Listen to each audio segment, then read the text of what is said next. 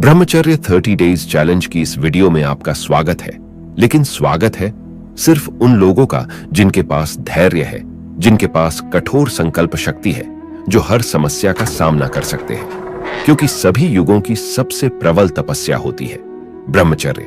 यदि एक तरफ कोई ब्राह्मण है और एक तरफ नैष्ठिक ब्रह्मचारी, तो वह ब्राह्मण भी उस ब्रह्मचारी के चरणों को छूने लगेगा, क्योंकि ब्रह्मचारी में एक अलग ही तेज होता है जो अखंड ब्रह्मचारी होते हैं। उनके रोम रोम में एक अलग ही शक्ति नजर आती है। इसलिए जो भी पूरे 30 दिन तक ब्रह्मचर्य का पालन कर सकता है, वो ही इस वीडियो को पूरा देखे, क्योंकि इसे देखने के लिए भी धैर्य की आवश्यकता होगी। और जिस समय आपने इस वीडियो पर क्लिक किया, उस समय से ही आप ब्रह्मचर्य की तपस्या में सम्मिलित हो चुके हैं और आपने इस वीडियो को पूरे 1 मिनट तक देख लिया है। यानी कि आप ही है वो जिनकी हमें तलाश थी, और आपका हृदय से स्वागत है। इस वीडियो में आपको 30 दिन का पूरा स्केड्यूल बताया जाएगा।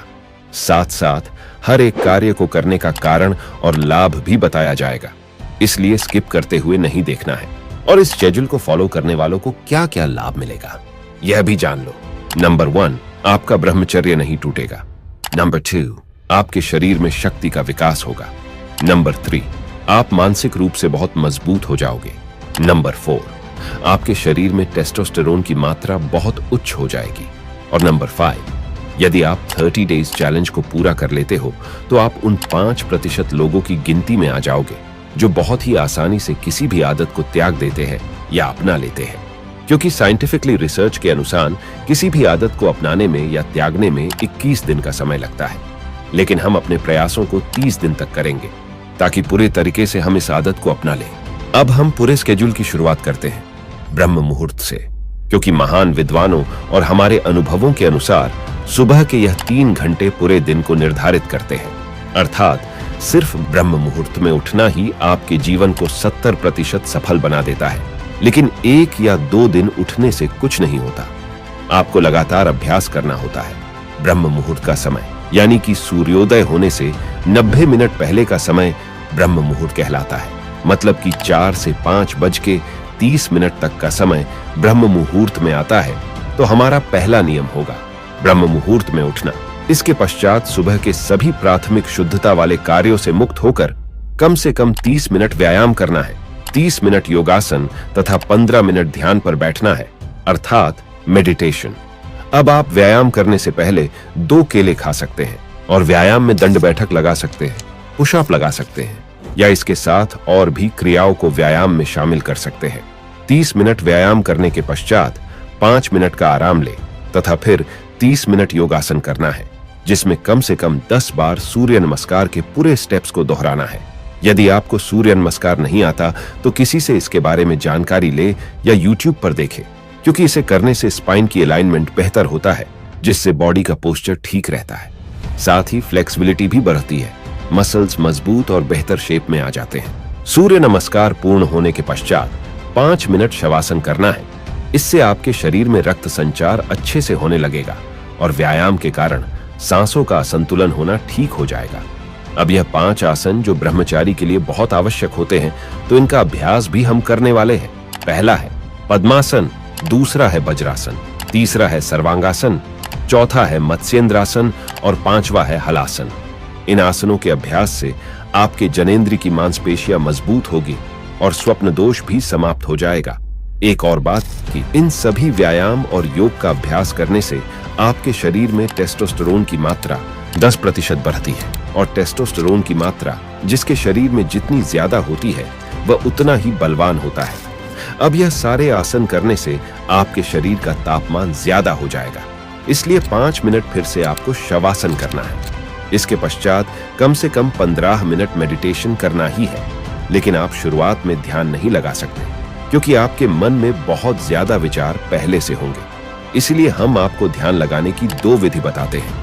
पहला है अपनी सांसों पर ध्यान को केंद्रित करना, यानी कि जब आप शांति से बैठे हो, उसके पश्चात अनुलोम विलोम से या नॉर्मल सांसों की क्रिया से अपने ध्यान को अपनी सांसों पर केंद्रित करें।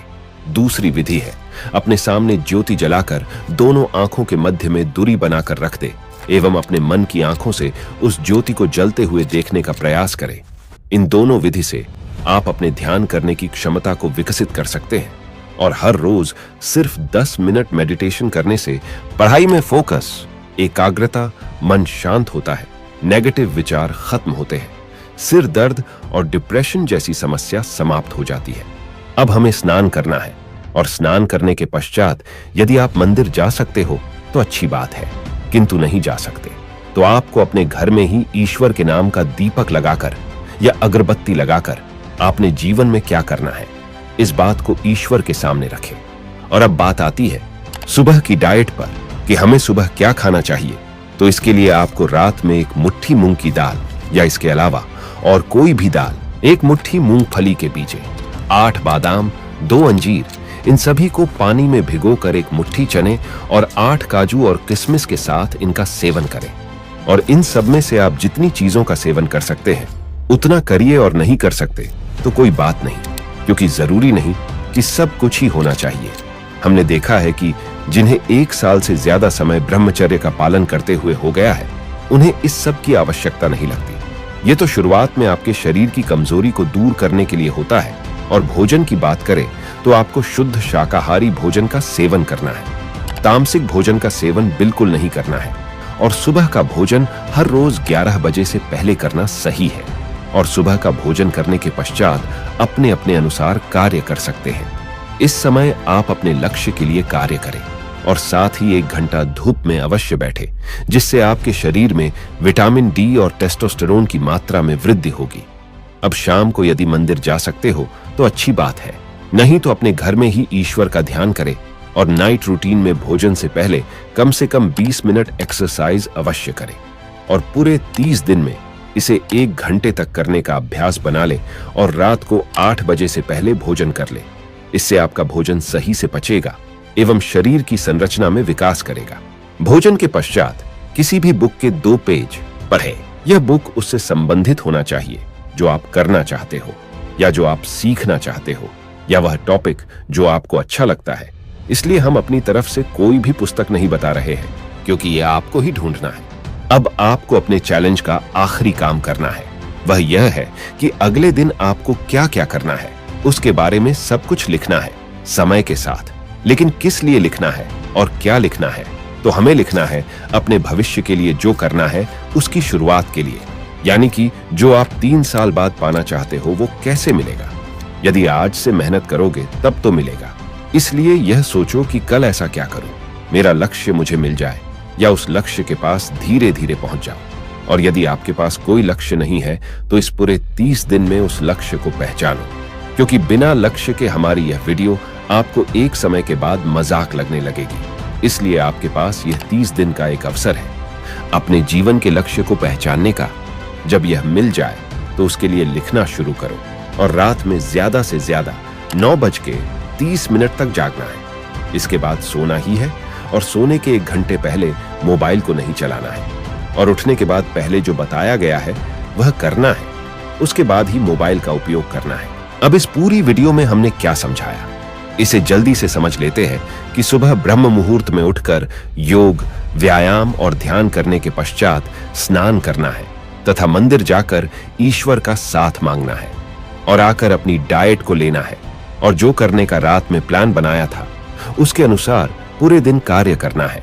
शाम होते ही मंदिर में या घर में ही ईश्वर का ध्यान करना है और कम से कम 20 मिनट एक्सरसाइज करना है तथा भोजन करने के बाद अपनी पसंदीदा बुक पढ़ना है। फिर अपने अगले दिन का पूरा प्लान लिखकर 9:30 से पहले सो जाना है।